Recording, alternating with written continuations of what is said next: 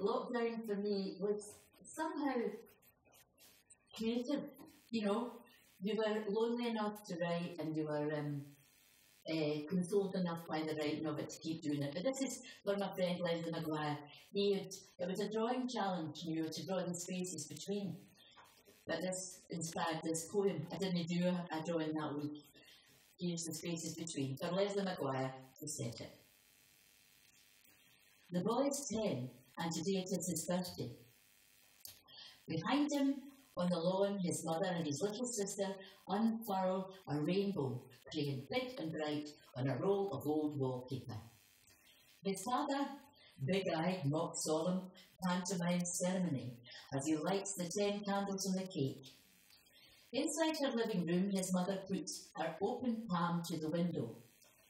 Out in the garden, her grandson reaches up, mirrors her, stretching fingers, and they smile and smile as if they touch warm flesh, not cold glass. More than 40,000 years ago, men or women splayed their fingers thus and put their hands to bare rock.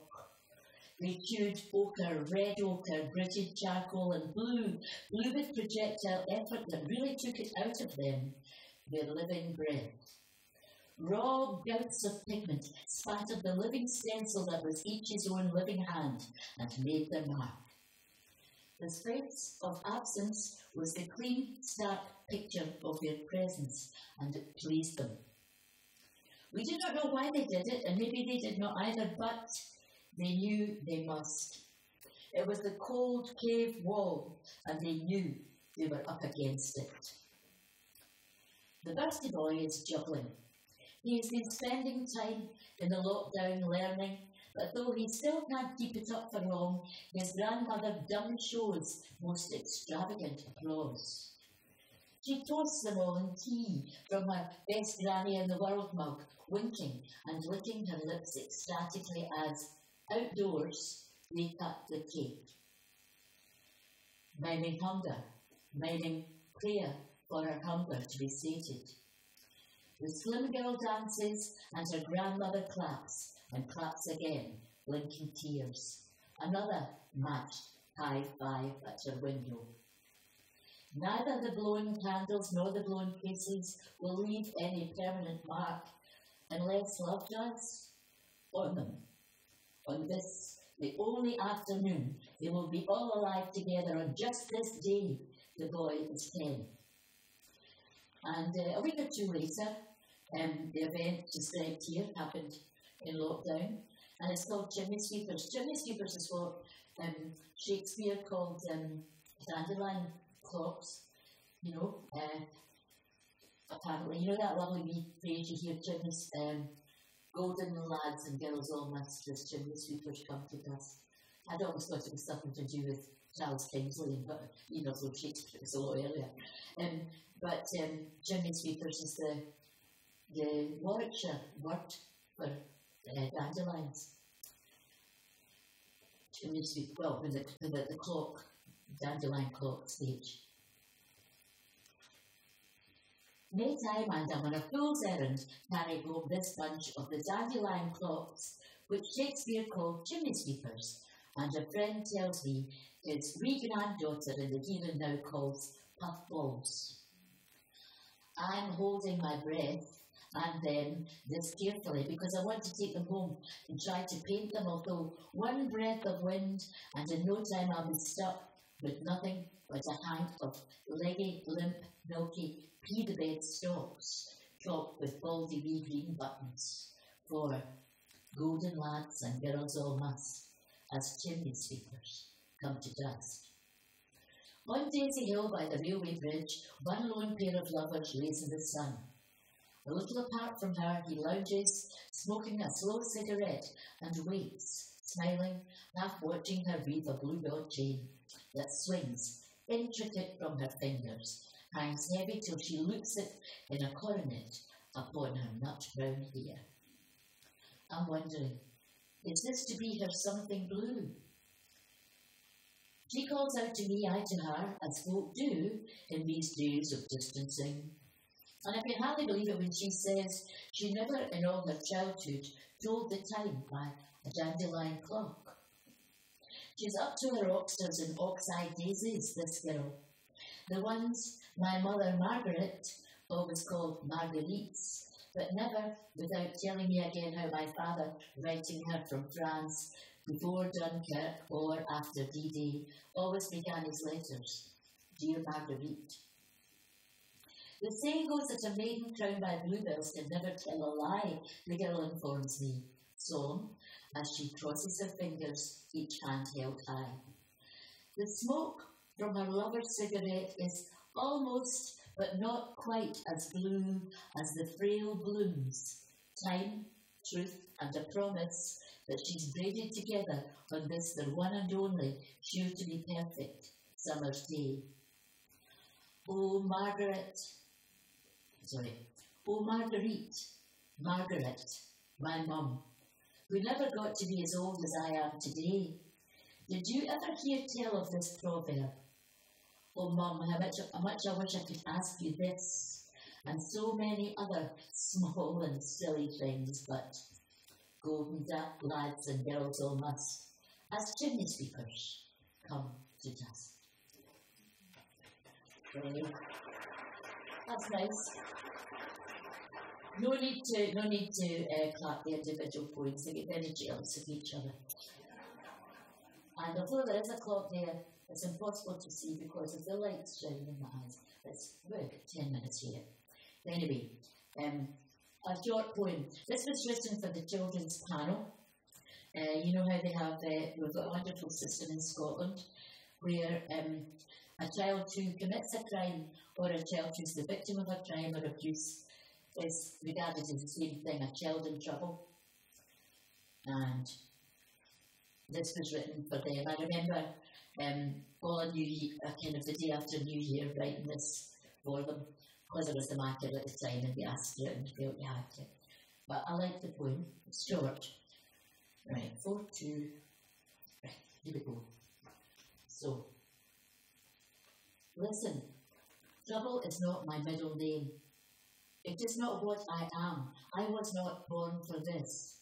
Trouble is not a place, though I am in it deeper than the deepest wood, and I'd get out of it. Who wouldn't, if I could? Hope is what I do not have in hell, not without good help now. Could you listen hard and well to what I cannot say, except by what I do? And when you say I do it for badness, this much is true. I do it for badness done to me before any badness that I do to you. Hard to unthankle this, but you can help me. Maybe. Loosen all these knots and really listen. I cannot plainly tell you this, but if you care, then beyond all harm and hurt, real hope is there. It was actually to get people joining the children's panel as a lay member. You know, they've got advocates and social workers, but they need people, and a lot of the best people are people who are in a lot of trouble themselves when they were younger. So this is not connected. This is just a couple of the earliest things that I ever wrote. It fits very well together with this though, but it's due. In fact, I'm going to do 3 poems that are all from that first collection, which Pauline and I talked so much about. Very simple wee things, so written actually by an 18-year-old, me. 18, 19 and 20 sort of thing.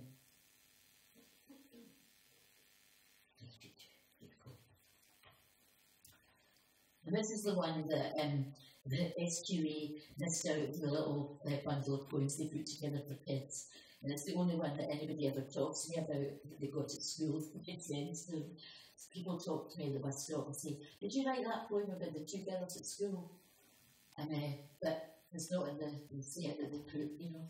It's the very thing that would be a good one. Anyway, I think it's very good. So this is the choosing. We were thirsty, cold Mary and I, with same coloured ribbons and mouse coloured hair and with equal shyness. we curtsied to the lady counsellor for copies of Collins' children's classics. First, equal. Equally proud. Best friends too, Mary and I, a common bond in being cleverest equal in our small school, small class. I remember the competition for top desk or to read aloud the lesson at school service and my terrible fear of their superiority at sums. I remember the housing scheme where we both stayed. The same houses, different homes where the choices were made. I don't know exactly why they moved, but anyway they went. Something about a 3-apartment and a cheaper rent, but from the top deck of the high school bus, I glimpsed among the others on the corner Mary's father, muffled, contrasting strangely with the elegant grey house by his side. He didn't believe in high school education, especially for girls, or in forking out for uniforms. 10 years later on a Saturday, I am coming from the library. Sitting near me on the bus, Mary, with a husband who is tall, curly-haired, has eyes for no one else but Mary, her arms around the full-shaped vase that is her body. Well, you can see where the attraction lies in Mary's life. Not that I envy her, really, and I am coming from the library with my arms full of books. I think of those prizes that were ours for the taking, and wonder when the choices got made we don't remember making. And this one I got to read the other night because I was doing a thing for my friend Jim Carruth. They put together a thing in aid of a farmer's charity. So, yeah. Obviously I had to do one of, none of my friends used to say about me, Liz LOCHHEAD, do you think you were born in a laundrette? I was such an urban poet to him. So this was my countryside one, the place I used to live. Revelation. I remember once being shown the black bull when a child at the farm for eggs and milk. They called him Bob as though perhaps you could reduce a monster with the charm of a friendly name. At the threshold of his outhouse, someone held my hand and let me peer inside. At first, only black and the hot reek of him. Then he was immense, his edging merging with the darkness, just a big bulk and a roar to be really scared of, a trampling and a clanking tense with the chains jerk. His eyes swiveled in the great wedge of his tossed head. He roared his rage, his nostrils gaped like wounds. And in the yard outside, oblivious hens just picked their way about, the faint and rather festive jingling behind the mellow stone and hasp was all they knew of that black mass straining at his chains. I had always half known he existed, this antidote and antichrist, his anarchy threatening the eggs, well-rounded, self-contained, and the placidity of milk. I ran, my pigtails thumping on my back in fear past the big boys in the farm lane who pulled the wings from butterflies and blew up frogs with straws.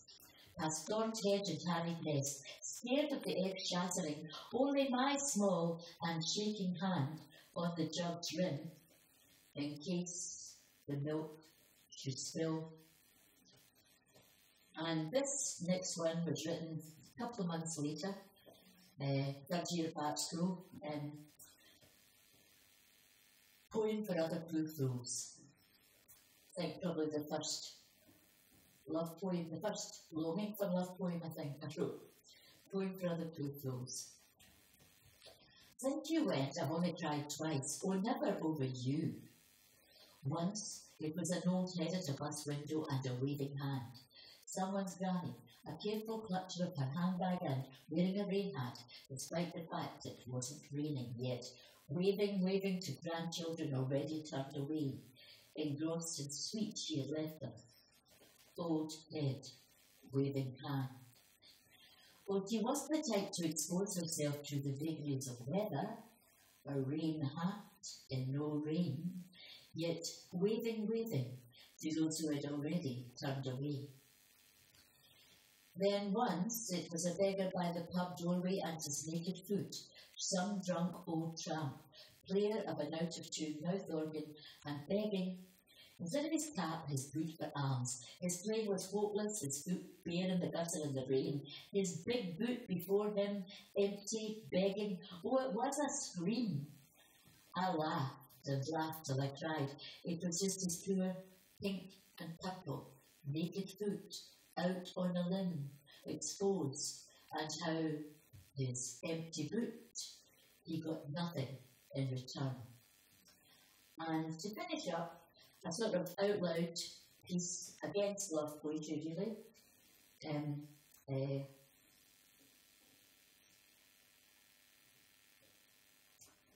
Thank you for your balance again. Yes.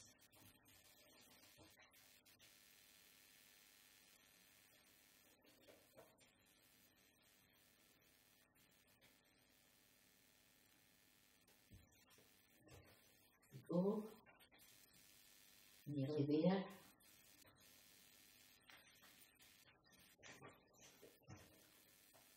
And this was me showing off, not the real me talking.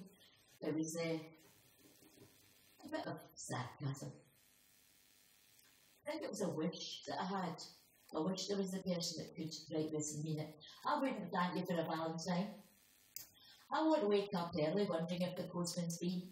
Should 10 red padded satin hearts arrive as sticky, sickly, saccharine sentiments in very vulgar verses, I would wonder if you meant them. 2 dozen anonymous interflora roses, I'd not bother to swither over who sent them. I would not thank you for a Valentine. Scroll small across the envelope, I'd just say, same old story, I can't be bothered aside from that. I'm up to here with amore. This whole Valentine's Day thing is trivial and commercial, a few for unleashing cliches and candy hats motifs to which I personally am not partial. It's more than singing telegrams or pints of Chanel 5 or sweets to get me ordering oysters or ironing my black satin sheets. I wouldn't thank you for a Valentine if you sent me a solitaire and promises solemn, took out an ad in the Guardian personal column saying something very soppy such as, who loves you? Who? I'll tell you who. I do. Fozzie Bear, that's who. You'd entirely fail to charm me. In fact, I detest it. I would not be 18 again for anything. I'm glad I'm past it. I wouldn't thank you for a Valentine. If you sent me a single orchid or a pair of Janet Regers in a heart-shaped box and declared your love eternal, I'd say I'd not be caught dead in them. You're a political suspect, and I would rather something thermal. If you had a plane and blazed our love in a bar across the skies, if you bought me something flimsy in a flatteringly wrong size, or if you sent me a postcard with 3 X's and told me how you felt, I wouldn't thank you. I failed. Thank you.